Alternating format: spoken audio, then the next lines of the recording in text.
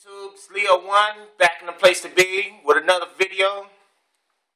And today I want to do a video of my topic is and it's true, I hate tabloids. I really don't care much about the media, the TMZ, because the media and tabloids ain't nothing but political and entertainment. And it's dysfunction because all it is staining the image of someone. And especially if you notice, it's especially of people of color, of my color, for instance. It's always some bullshit behind this. Now today, I was at the grocery store, you know, buying some food and stuff like that. So you put your items on the little line thing, whatever the fuck it is. But anyway, you notice you see all these magazines and these little papers like the National Enquirer and Time Magazine people, and it's always having to do with Time Magazine.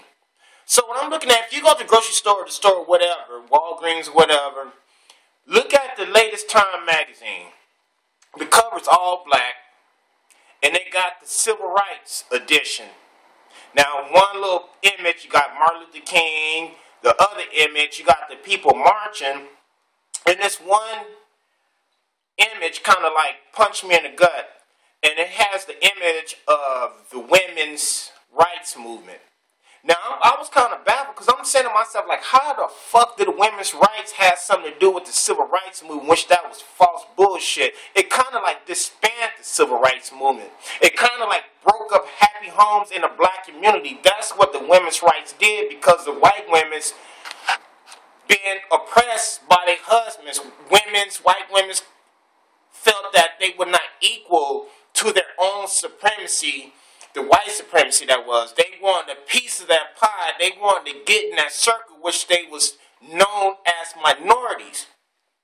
So for the order for them to get what they want, they had to like slid in the cracks like a fucking snake in the civil rights movement.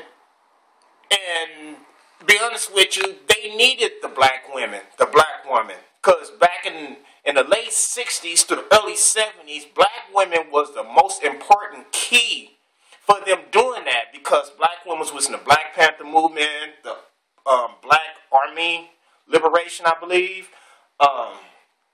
Some was in Karinga, and some was still in that the civil rights movement, and some, you know, was. Now I'm thinking of Islam, because Nation Islam women, they knew better, or some if they got out of Nation Islam. But those black women, the black women at that time and era, they was the most important key for the white women to pull this shit all along. And if you notice that after the civil rights movement, the women's rights movement, white women, they went home to their husbands and family. But the black man, he was kicked out. He was disbanded. He was banished from his family. He was kicked out of his home. And if he was found in his home with his family, either he got kicked out again, or she was cut from her little white supremacy benefits, or the brother would have been arrested. Kids probably would have got taken. This was the plan all along. And I'm sick and tired of foreigners. When I say foreigners, I mean invaders, eating off the plate of the civil rights movement. Because white women wasn't marching. They wasn't getting bit by dogs. They wasn't getting beat. They was at home sitting in front of television or looking out the window laughing at the whole thing. But at the same time, fear, because black people were standing up. And it's like all the time, every time I see shit like that, especially in grocery stores, they do black people wrong.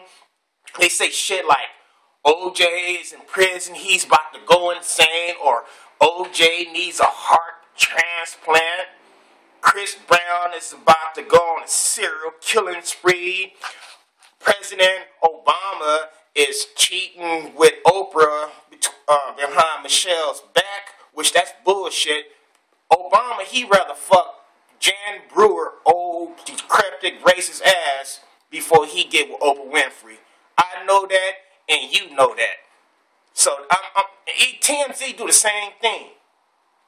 But when they have white people on there, if you notice, is that they make it look all sad looking. You know what I mean? Make them look all innocent because they only have like a few of them on there. And sometimes they would try to have Kim Kardashian's behind on there looking all flappy and with dents and shit on there like that. You know, try to be funny. So, and they say shit like Kanye West is doing the same thing like Lamar Odom doing. They already destroyed Lamar Odom like they did Chris Brown. So yeah, so that's how tabloids is. Now the next thing I want to talk about, the other night I was looking at the Hunger Games, Catching Fire, the second one, just like the first one, which was racist as hell.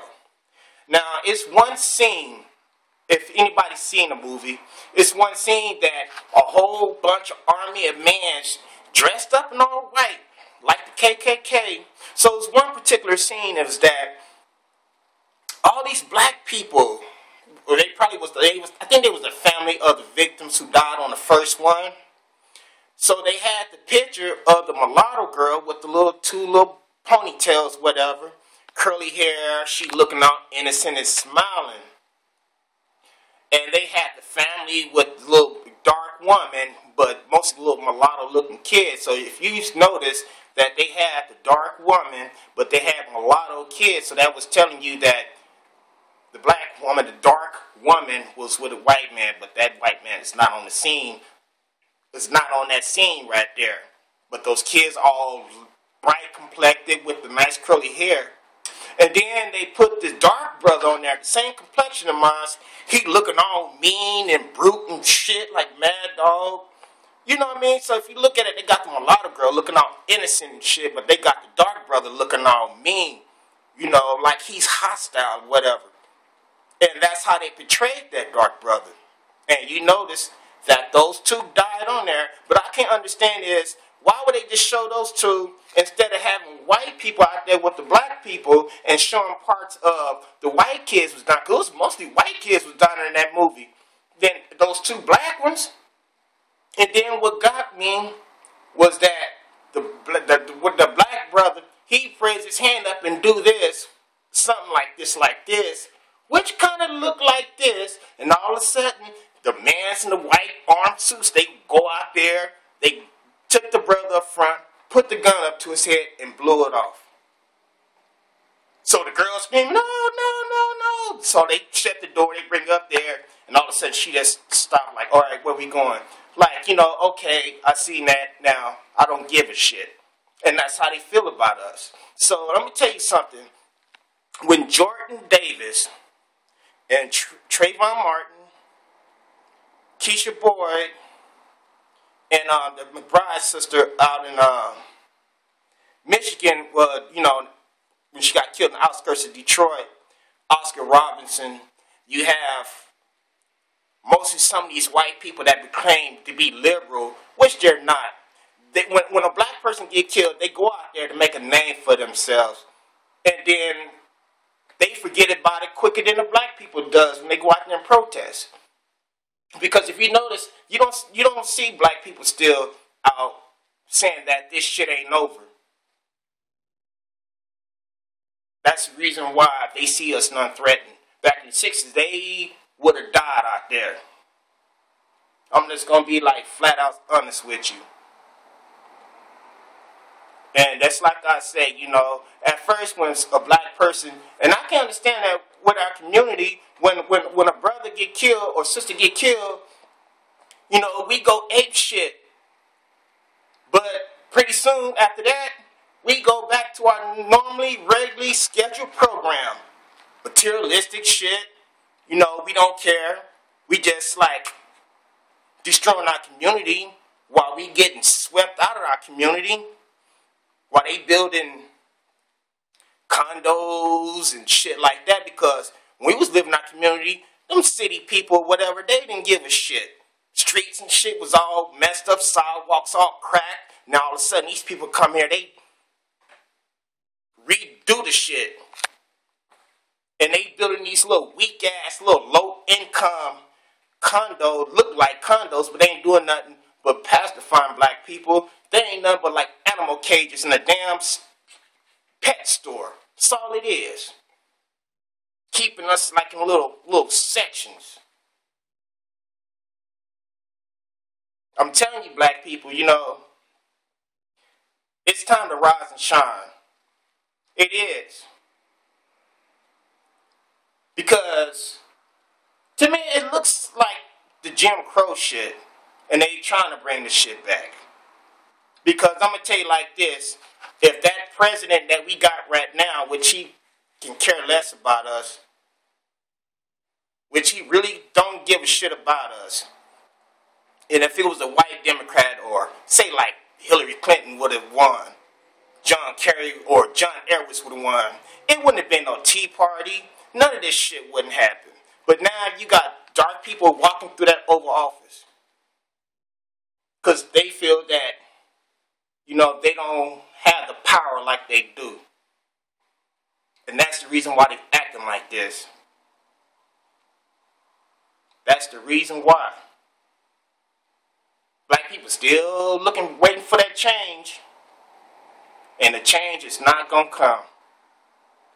If we want to change, we want to see that change, we got to make that change. Because right now, those gays and lesbians, white women, Hispanics, and Asians, they got their change. They seeing they change, but we ain't seeing our change. But every time when we need to do something, we don't do it. But we still get mad and get all anal and shit when shit don't go our way, but we should have a shit to go our way, but we don't. Rise and shine, people. Black people. Wake up. Leo 1. Peace. One love. I'm